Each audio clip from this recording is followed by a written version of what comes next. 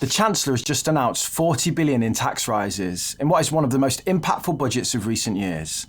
I'm going to run you through it section by section, all timestamped below for you. We'll look at the Red Book and what that includes, and also the accompanying OBR report to discuss the forecasted impacts, which should be interesting considering Rishi Sunak's claim that the OBR has refused to back up Labour's numbers. In total, it's around 400 pages of dense waffle, but I'm going to give you the details that you need. Also on Friday, I'll be hosting a live on this channel with Paul Johnson, Director of the IFS, and Claire Barrett from the Financial Times, to discuss all of this in more detail and get your questions answered. I'll tell you at the end how to submit those questions. But let's start, first of all, with what I think is the biggest tax rise of the day that's actually been positioned as not a tax rise. Freezing of income tax bans and fiscal drag. I want to start here because Rachel Reeves and the Labour government were clear that they were not going to raise taxes on working people. And I feel, what we've got here is a bit of classical political positioning. The headline rates of income tax, employers' NI, and VAT have remained the same. But what's also remained the same is these bans at which income tax kicks in. They'll remain frozen until 2028. Rachel then gets to stand there and say, "This government chooses to protect working people every single time." Because she can sit there and go, well, we're not raising income tax, and these freezes, they were introduced, by the previous lot, it's all their fault. But pull the other one, Rachel. You know full well that workers have seen and will see a huge increase in the amount of tax they pay as a result of the continued freezing of these tax bans through the process of what is called fiscal drag. A phenomenon that occurs when tax thresholds remain unchanged while people's earnings increase, resulting in more people paying tax or paying more tax. We're all more than familiar with the impacts of inflation in recent years. And as prices soared, if you wanted to maintain your spending power, if you just wanted to not get poorer in real terms as everything went up in price, you needed a pay rise. But then, by not increasing these tax bans to accommodate for inflation, that pay rise that was designed to just keep you at the same level of, spending power is being taxed at a higher rate. So, this has had a massive impact on people. We've not seen an increase in the tax-free allowance since 2021. It only went up £70 then, so really it's not moved since 2019. If that tax-free allowance had gone up by the rate of inflation, it would be £15,000 today, roughly. So that means a minimum wage full-time earner pays around £500 to £700 a year in extra tax than they would have if they hadn't froze the tax bans. And that freeze is going to continue to 2028, making it even worse. So Rachel's increase in minimum wage is great on paper, but these earners will continue to be punished by fiscal drag. And this impact happens across the earnings spectrum. By 2027, fiscal drag is estimated to cost higher earners the equivalent of £1,967 in extra taxes, not to mention the loss of child benefits if you've got kids. Those with £20,000 or £30,000 in salaries are projected to pay £889 extra in taxes by 2027. The freeze on income tax thresholds is expected to generate over £33.5 billion a year annually for the government by 28-29. Yes, it was introduced by the Conservatives, by the previous government, but maintaining this freeze is the biggest tax rise of the day from Labour, and it's being positioned somehow as something we should be happy about. I hate this sort of politics. I really don't like it. It's like, we're doing you a favour, we're doing everyone a solid, while at the same time just rinsing everyone. Another example of this could be the next thing I want to look at. Employers' NI. This is the big one of the day, besides the fiscal drag. I'd just like to remind you what Rachel Reeves said. "I will not increase your national insurance. I will not increase your VAT, and I will not increase your income tax." So what's happened instead is an increase to employers' NI. Most people don't really realise, I think, that their employer also pays an NI bill every time that they pay them when you pay your NI bill. This is being changed to 15%, and the threshold where this kicks in reduces to £5,000. This is set to raise £25 billion a year in taxes.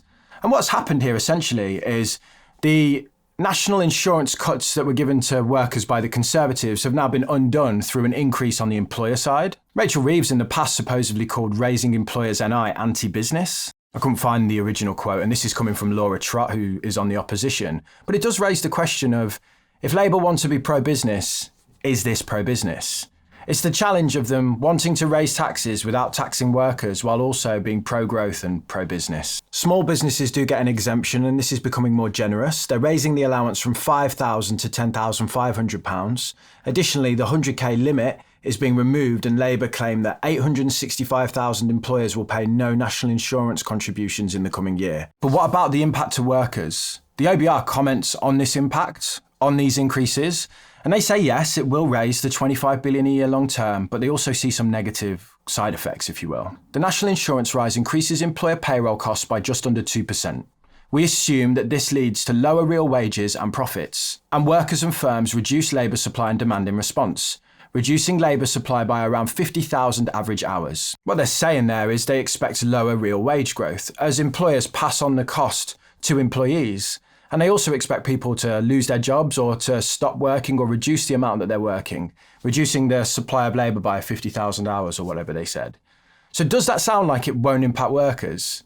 Not to mention the 1.5 million contract workers in the UK, many of them inside IR35, meaning they have to be payrolled, and the rate of pay that they're quoted when they go to their interviews tends to have both lots of NI taken from it. They will 100% say that this impacts workers. ISAs. There was loads of speculation around ISAs and about them being capped at 100k. I thought this speculation went a bit wild, to be honest with you. It all stems from this report by the Resolution Foundation, which I covered on this channel at the time. It basically just suggests that they should be capped at this 100k level. They're a left-leaning think tank who were headed up by Torsten Bell, who is now a Labour MP. The day he stepped into the role, basically, he deleted any tweets that mentioned this sort of capping of ISAs. So I think that kind of sort of told us that it would never fly. There was no mention of ISAs in the speech, but there is some in the Red Book. Page 128, 5.58, we have this confirming ISA allowances will be held where they are. They also confirm that they're scrapping the Brit ISA. Page 124, 5.17, the digitalisation of ISAs will become mandatory from 2027. This really is work for brokers and will help HMRC keep tabs on who is depositing what into their ISAs, I imagine, especially because of the new rules where you can pay into as many of each type of ISA in the same financial year as you like. That's it on ISAs as far as I could see. Great news. Touch my ISA, I'm rioting. There is some chat here around the bans. You know, they've not risen in a long time, but I do think 20k is still very generous. No mention of ISAs or increasing the limits here at which you can buy a house, or just removing the aggressive penalty if you take your money out for anything other than a house, your first house, pension or dying. This is madness because so many people are trapped inside of these products and it would have been a simple fix. I'm disappointed that they've not done something here. Okay, what about pensions? There's been some big changes here. This is part of inheritance tax, but I think it deserves its own section. Currently, pensions are exempt from inheritance tax. This means, from a planning perspective, it often makes sense to draw your pension last, as you can pass that on to loved ones free of inheritance tax. This section is taken from the Telegraph. If you inherit a private pension from somebody who died at the age of 75 or over, you will need to pay income tax.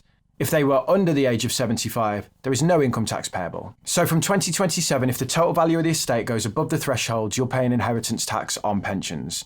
I mean, if you've got a loved one on the edge, you know, give them a shove.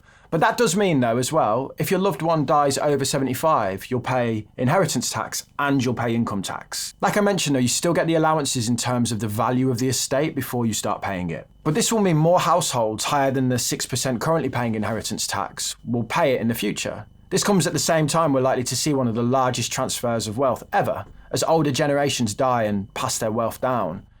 I suspect many people watching this now will get an inheritance tax bill that they wouldn't have prior to these changes.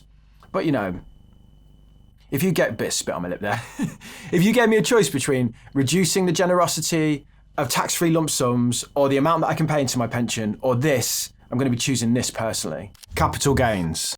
Okay, so we had a good chat about capital gains in a previous video. I'll link it in the end cards because there's loads of context around this tax. But in short, it's a small tax currently. It's becoming more important as the wealth of the rich grows in the UK, but not many people pay it at all. But it does cover a lot of different activities at once. So you've got, investors buying assets like shares that aren't inside of a pension or an ISA, a business owner or an entrepreneur increasing the value of investments in a business. And then finally, people who try and disguise their labour as a capital gain to dodge tax. How do you encourage the incentives that we want, but how do you make the system fairer? Labour have tried to do that by making some pretty big changes here.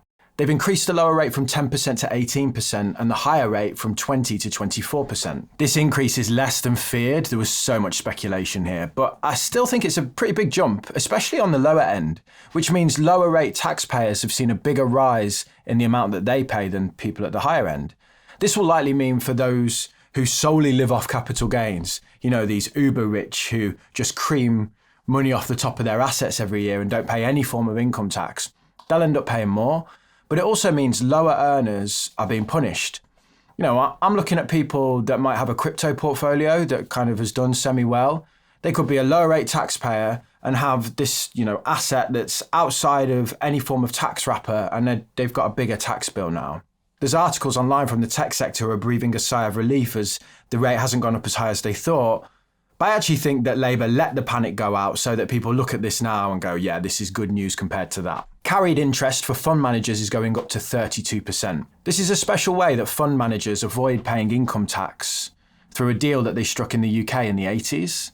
It's where they get to draw down the rewards of their labour as a capital gain. This makes the system, by increasing this, a little bit fairer, but it's still a favourable tax rate for them.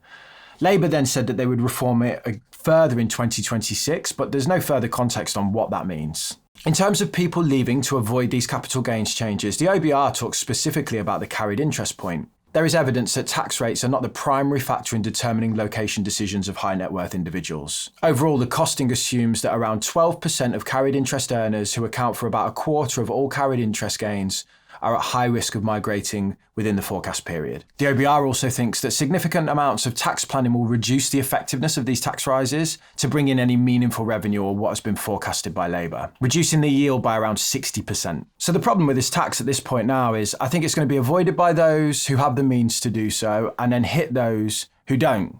The reforms are going to punish those that you probably didn't want to tax in the first place. I also think it's lacking an inflation adjustment. To tax a gain that's just, in line with inflation is a bit brutal because actually you've gained nothing in real terms. Inheritance tax. They think that this will raise around 2.5 billion a year by 2029-2030. And the Chancellor claims that 6% of estates pay this right now, but the OBR thinks that that's about 5.2%. But the forecasts, this is interesting, think that the rises will see by 2029-2030, 9.5% of households paying inheritance tax. The freezing of the allowance before you start paying it at 325k to 2030 is a big reason why this will happen. This is another example of fiscal drag. Inflation will push up the prices of assets over time, pushing more and more people into a taxable position.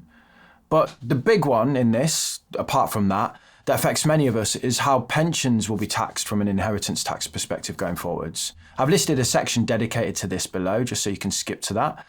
Go give that a watch. Another one that's going to cause a stir is inheritance tax on agricultural land, often used to dodge tax as a loophole, if you will, by the uber rich. The relief is called APR, or Agricultural Property Relief. The Chancellor has said that the first 1 million in value is fine, but after that you'll pay capital gains tax, but at a 50% discount. It now means from April 2026, a farm worth 2 million will have a £100,000 tax requirement to pay on the 1 million above the threshold. For every additional 1 million the farm is worth, a further £100,000 will be required to be paid in inheritance tax. That's according to this article anyway. For cash-strapped farmers who on paper are millionaires due to land and machinery that they own, I imagine this is a serious concern. But for those looking to hide wealth from taxes, such as the Grosvenor estate, this might raise significant revenue off them, but I suspect that they'll find a way out of it. But I also think that farmers will look to swerve this as well, gifting assets and such long before they die. The OBR thinks such actions will reduce the forecasted revenue by 40% as people restructure how they gift their assets like the farmland and the pensions to avoid this tax going forwards. Debt and borrowing. Let's talk about debt and borrowing, as this is a fascinating section of the budget and is probably one of the boldest things the Chancellor has done today. So in technical terms, I'm going to try and get this right, we're moving from a measure of public sector net debt to public sector net financial liabilities. In essence, net debt just looks at liabilities. The new measure includes assets like student loans and equity stakes in private companies, as well as funded pension schemes. The change in accounting will give the UK government a potential extra 50 billion to spend on infrastructure, something that has been welcomed by the IMF, and something that's also welcomed by anyone in this country who stepped outside their door recently and seen the state of public services in the UK. There's been an increase in stamp duty land tax coming into effect immediately. The Chancellor thinks that this will free up 130,000 homes. You have to pay a surcharge now of 5% on any investment property or second homes, so 5% above these rates below. This is going up from 3%. This hits anyone with plans for a second home or a buy-to-let investment. The OBR thinks that alongside rising property prices, we're going to see this tax become more significant in the future. in the medium term, really, going from 14.1 billion in 24-25 to about 25 billion in 29-30. The temporary increase to stamp duty threshold from 125k to 250k is due to end next April as well. So from then, everyone, no matter how many homes you've got, will pay more stamp duty potentially on anything above 125 grand. I believe the temporary relief also affects first-time buyers, as it was increased from 300,000 to 425,000. So again, in March, that's going to come down. First of all, let's be upbeat about this. It's not as bad as many feared. I do think Labour have had a hard balancing act here, and I think most people will come away from this thinking, yeah, that's okay in the main. There will, of course, be people who are annoyed, but, there always are when taxes go up. But I do worry that wealth taxes will be avoided by those who want to pay them, as per, the OBR forecast that I've briefly shown you, but hit those who you don't want to pay them, for example, actual farmers. And, if you were looking at this to be a tax the rich budget, I think you'll be a bit disappointed. But I do think it was better than we expected. But it was promised that we wouldn't see tax rises on workers, and I just can't get around that. To me, the biggest tax rises here are all related to workers, in the form of fiscal drag from frozen tax bans and then passed on to workers through higher employer NI, which will result in lower wage growth if you believe the OBR. The thing is, if the government wants big revenue increases, it's the big three taxes that the government goes for. And they've just done that in a way that doesn't feel like it's a higher tax, but it actually is. There's also a conversation about further tax rises. Don't forget, this is just the first budget. So, who knows what's to come down the line. Paul Johnson, who will be on the live on Friday, I saw him in an interview saying that he feels that they'll come out again in a couple of years and raise taxes significantly. In terms of debt and spending and the plans there, it's a bit of fudging the numbers, isn't it, what they've done? But my view, the way I think about this is, borrowing to buy assets or to invest in infrastructure is very different to borrowing to pay the bills. So if we do see credible investment around the UK, not just in the southeast, that doesn't cost the earth or gets stifled by ridiculous planning, let's go for it.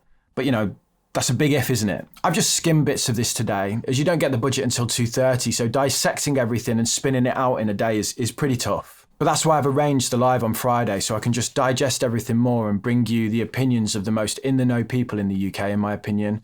I'll do a community post tomorrow where I'll invite you to ask questions.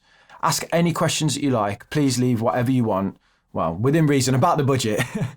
Nothing's too complicated, nothing's too simple. And then hopefully I'll see you there at 10 a.m. on Friday. If you can't make it to the live, it'll be posted as a video afterwards, so you can watch it back. But I'll ask your questions still, the ones that, as many as I can anyway. And if you do join us on the live, get involved in the chat. I really want to bring you like an interactive experience around the budget, if you would. Give people an opportunity to ask, opinion leaders in the country your questions about the budget and, just get some actual answers from the people you see on TV. But anyway, I really look forward to seeing you there. See you in a bit.